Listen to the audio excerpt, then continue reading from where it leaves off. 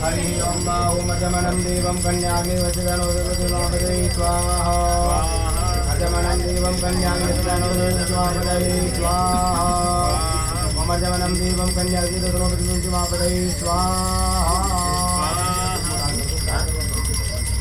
आगे तो देखो चले जाएगा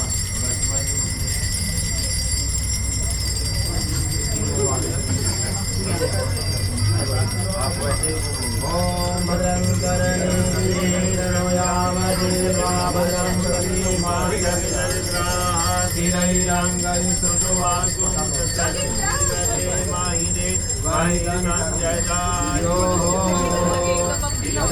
शिवं शास्तु महालक्ष्मी सतीरतो रक्षन्तु त्वां सुराकरवि सम्पदि सुरीश्वराः। राहुल जी एक ही आहुति दे दो ओम भद्राय स्वाहा ना पूरा हाथ में डालिए पूरा डाल दो आप लोग और मिनट छोड़ेंगे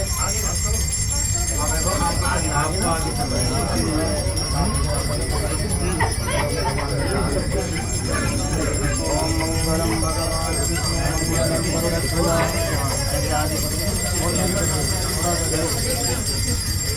ओम गरगे जगदामुकटं मणिमाणिकमोति राम गगनीलगजेन्द्रगणाधिपते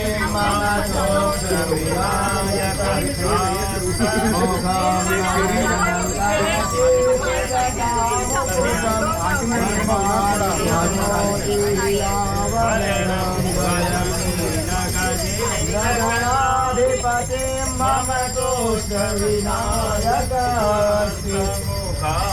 मंगलम भगवान शंभो मंगलम गरुड़ध्वज मंगलम पुररीकाक्ष मंगलाय नमो हरि सर्वमंगल मंगल्ये शिवे सर्वार्थसाधिके शरण्ये त्र्यंबके गौरी नारायणी नमोस्तुते सर्वदा सर्वकार्येषु बड़ी चटनी है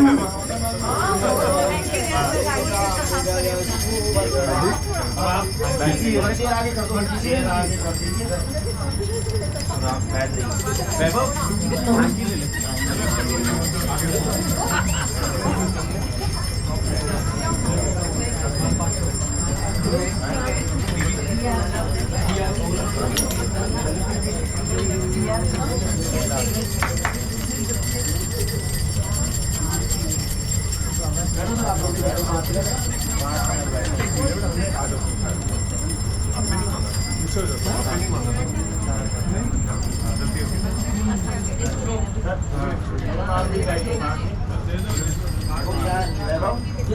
तेरी पूजा भी हो गई, हवन भी हो गया, तेरी भी हो गई, लेकिन अभी तक शादी पूर्ण नहीं हुई। ठीक है, शादी अभी शास्त्र के हिसाब से पूर्ण नहीं है। जब तक कन्या वामांगी लेफ्ट साइड में तो कन्या आएगी ना अपने, तो कन्या वामांगी नहीं होती, तब तक कन्या कवाली संध्या रहती है। हमने सारा कर्म कर दिया, यहाँ तक कि फेरे भी हो गए, लेकिन अभी वो कवाली संध्या में आ रही है। इसको कहा है मंडपम मधुपरिकंच लाजा होम परिक्रमा यावत कन्या ने वामंगे तावत कन्या कुमारी। जब तक कन्या वामांग नहीं आती है, जब तक उसको पत्नी का दर्जा प्राप्त नहीं होता है। मंडपम मधुपर्कंच, सुंदर मंडप बनाया हुई आपके ससुर साहब ने। मंडपम मधुपर्कंच, मंडप बनाया इससे अपने घर की प्रतिष्ठान की शोभा बढ़ी। मधुपर्कंच, जो आपको दही और शहद खिलाया मधुपर, उससे हमारी देही की पुष्टि हुई। राजा हो खानों से आहुति दी ना, जो हमें वंश वृद्धि करते हैं।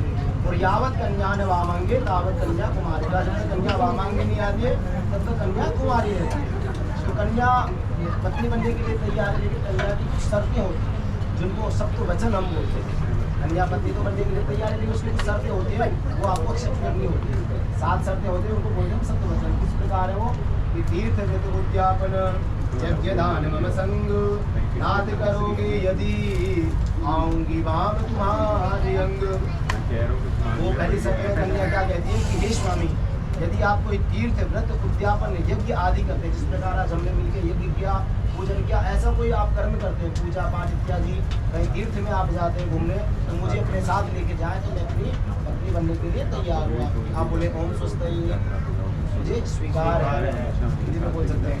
दूसरे वचन में कहती है यदि देवों को हव्य तुम और पितृजनों को कव्य, मुझे संग ले दे सको तब आऊंगी सभ्य।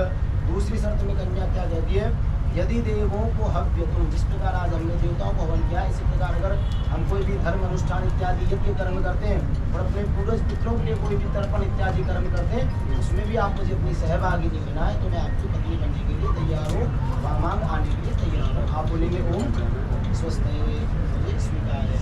तीसरी शर्त में क्या कहती है, परिजन पशुधन का यदि लक्षण पालन भार है स्वीकार, वाम में आने को तैयार।